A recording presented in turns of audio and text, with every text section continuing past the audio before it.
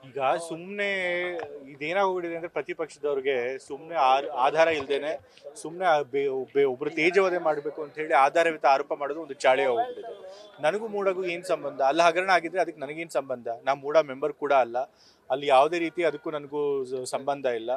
ಆದರೂ ಕೂಡ ಸುಮ್ಮನೆ ನನ್ನ ಮೇಲೆ ನನ್ನ ಹೆಸರು ಕೆಡಿಸ್ಬೇಕು ಅಂತ ಹೇಳಿ ಈ ರೀತಿ ಆರೋಪ ಮಾಡ್ತಿದ್ದಾರೆ. ಬಟ್ ಈಗಾಗಲೇ ಮಂತ್ರಿಗಳು ಬಂದು ಅದಕ್ಕೆ ಸ್ಪಷ್ಟನೆ ಕೊಟ್ಟಿದ್ದಾರೆ. ಅಲ್ಲಿ ಏನು ಹಗರಣ ಆಗಿದೆ ಅದಕ್ಕೆ ಕ್ರಮ ತಗೋತೀವಿ ಅಂತ ಕೂಡ ಅವರು ಹೇಳಿದ್ದಾರೆ.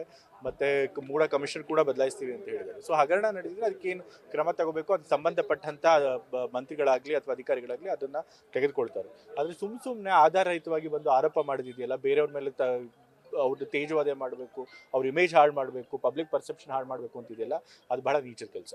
ಇಲ್ಲಿ ವಿಶ್ವನಾಥ್ ಅವರು ಕೂಡ ಡೀಟೇಲ್ಸ್ ಕೇಳ್ತಾರೆ, ಪೆನ್ ಡ್ರೈವ್ ಕೊಡಬೇಕು ಡೀಟೇಲ್ಸ್.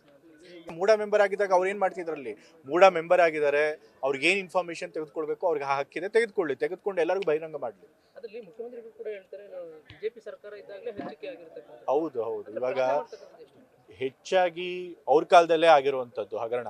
ಸೊ ಹಾಗಾಗಿ ಏನೇನು ಮಾಹಿತಿ ಈಚೆ ಕಡೆ ಬರಬೇಕು ಬರಲಿ, ಆಗ ಜನನೇ ಡಿಸೈಡ್ ಮಾಡ್ತಾರೆ.